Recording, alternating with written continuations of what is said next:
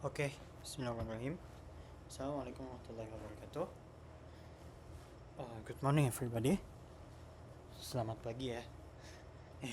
Mungkin di Indonesia sekarang masih siang, tapi karena sekarang saya posisinya lagi di Madinah atau lagi Arab Saudi, jadi sekarang itu masih di pukul 9.22. Atau mungkin kalau di Indonesia itu udah di jam 1 setengah 2-an ya mungkin ya.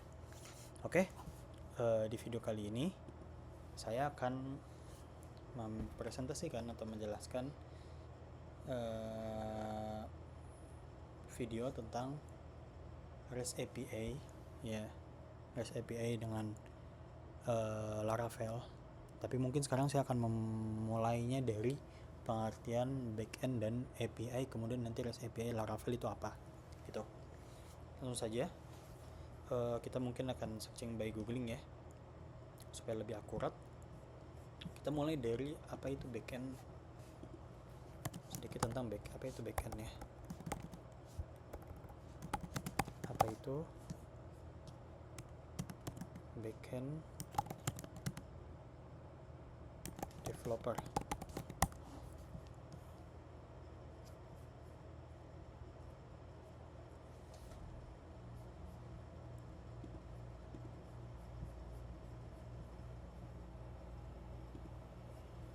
Oke.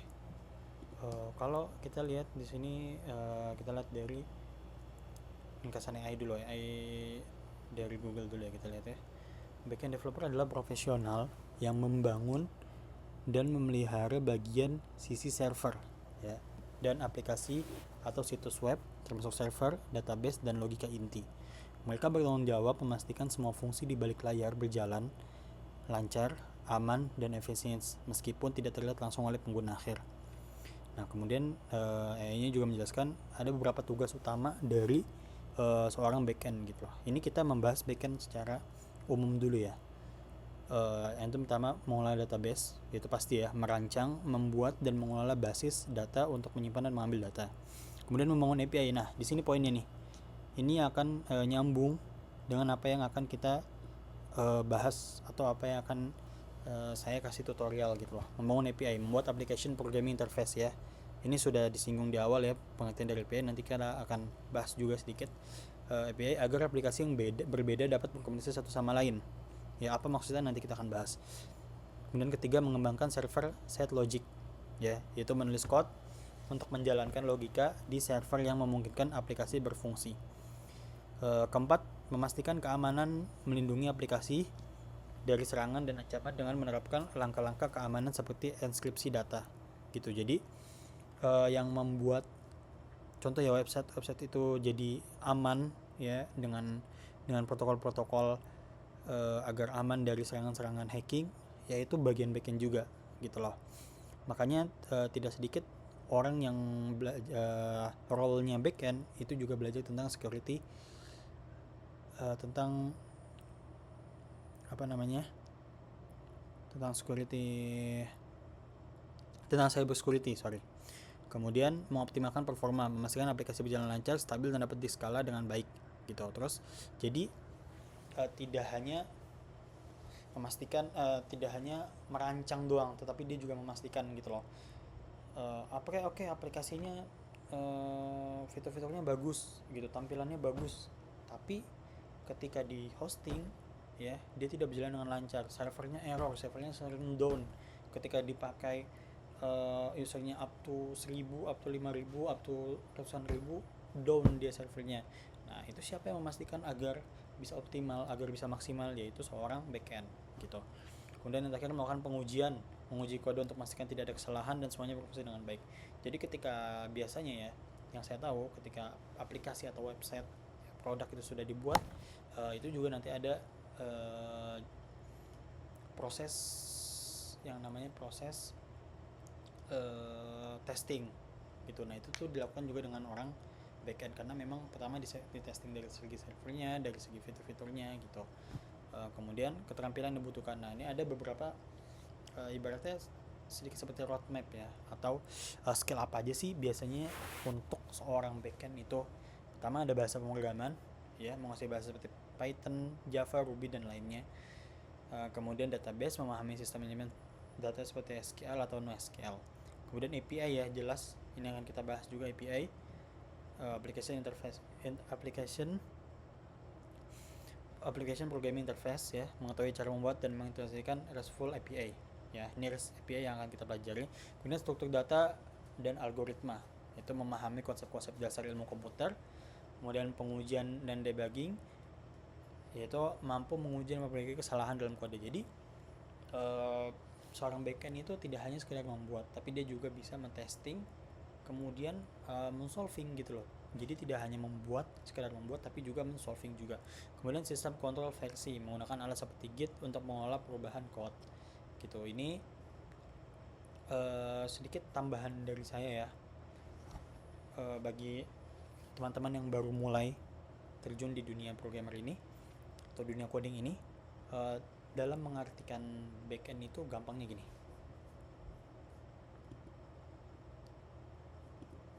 teman-teman. Backend itu semua yang tidak terlihat dengan user ya, makanya namanya back, yaitu belakang gitu ya kan. Ada, jadi role itu ada dua ya biasanya teman-teman, ada front end dan ada back end gitu lah. Yang tadi kita bahas itu back end ya, yaitu orang yang di belakang layar gitu loh. Jadi apa yang dia kerjakan itu belum tentu terlihat dengan user, bahkan 100% tidak terlihat dengan user. Kita contoh nih di aplikasi di Google ya, kita contoh di Google teman-teman. Ini tampilan semua yang buat itu orang front end ya, bentukannya gini, logo Google di kiri, terus kemudian kalau misalkan nambah new tab nanti munculnya di kanan gitu, kita hapus nanti jadi hilang, terus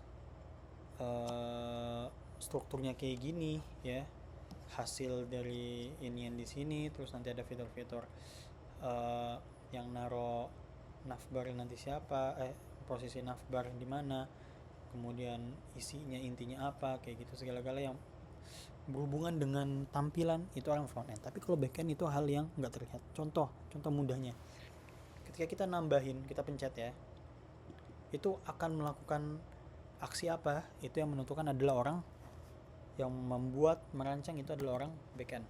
Contoh database ya, database juga ya, yang membuat CRUD, yang mengatur database segala-gala di SQL atau non SQL, itu orang backend. Mengatur server juga seperti itu, jadi yang menentukan hostingannya, kemudian yang mengoptimalkan codingannya, itu adalah orang backend. Jadi intinya backend kalau menurut saya itu hal-hal yang dilakukan yang tidak terlihat oleh user, itu backend ya teman-teman. Kalau misalnya front end itu yang di depan yang terlihat. Oke. Kemudian kita lanjut ke pengertian API ya. Searching by Google, apa itu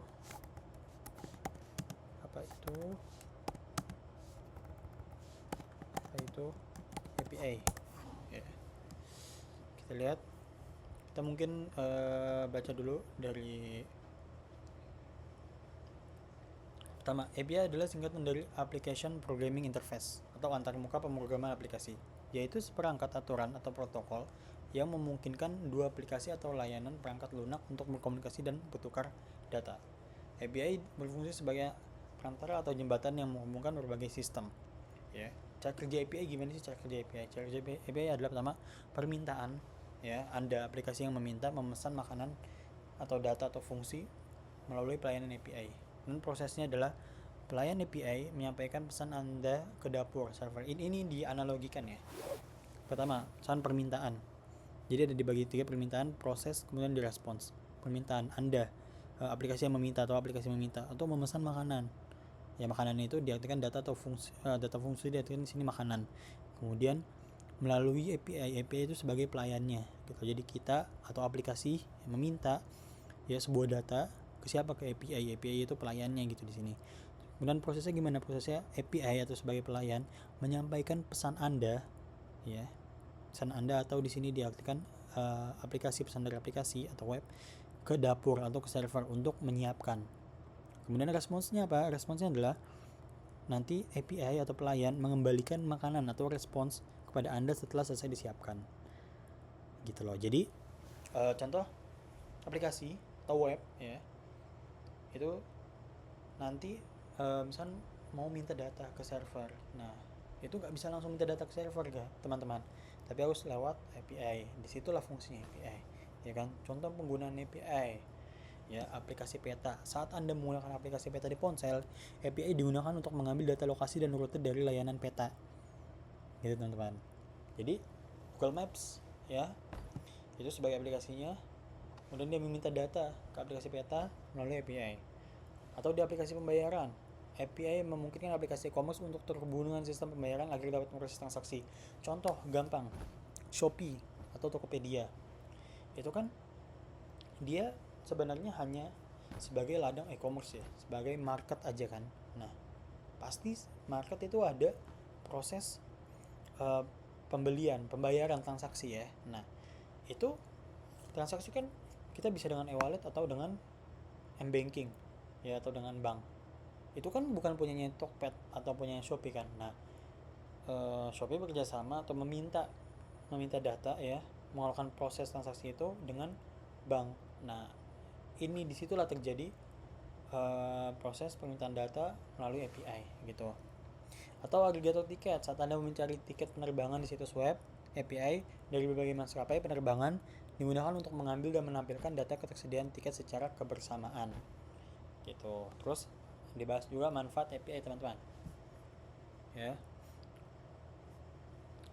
API pertama mempercepat pengembangan, ya. Pengembang tidak perlu membuat fitur dari nol, melainkan bisa mengintegrasikan fungsionalitas yang sudah ada. Contoh, Shopee itu nggak harus buat bank lagi, ya, nggak harus buat rekening. Dia cuma tinggal minta data dari bank atau e-wallet untuk transaksi ini, gitu teman-teman. Contoh lagi, aplikasi sholat, ya, dia nggak harus update data atau dia ngumpulin data tentang jadwal sholat di setiap kota di dunia. Itu kan sulit, ya. Dia tinggal minta data ke gudang data yang menyediakan waktu-waktu sholat, gitu. Ini proses API di sini terjadi. Kemudian keamanan API memungkinkan pembagian data yang terbatas dan aman karena data sistem internal tetap tersembunyi, gitu. Jadi walaupun kita minta data dari gudang datanya itu yang kita tuju, contoh tadi aplikasi sholat, itu tetap aman, gitu loh. Inovasi API membuka peluang untuk membuat layanan dan produk baru dengan mengkombinasikan berbagai fungsi dari aplikasi yang berbeda. Nah, coba kita lihat gambarnya, ya, biar makin jelas, ya. Nah, ini teman-teman nih, kita coba ambil contoh yang mudah, ya. Coba apa namanya,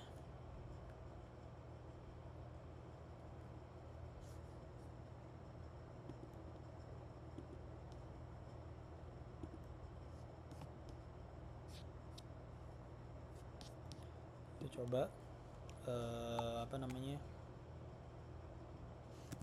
gambar contoh mudah ilustrasi proses API.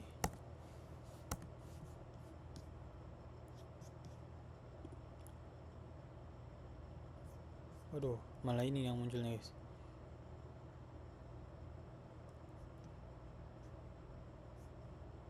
Yang tadi aja deh, kita cari ide yang tadi aja, ya. Nah, ini yang paling mudah, ya.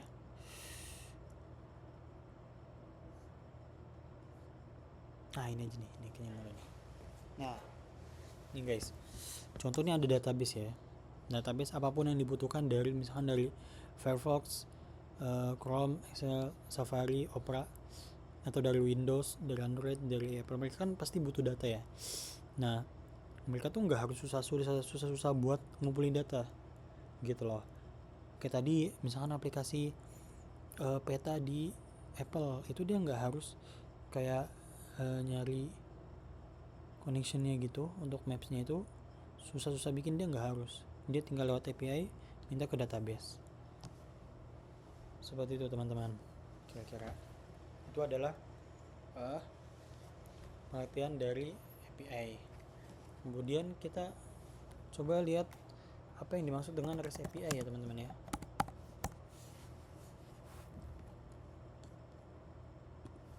Sekarang kita cari apa itu.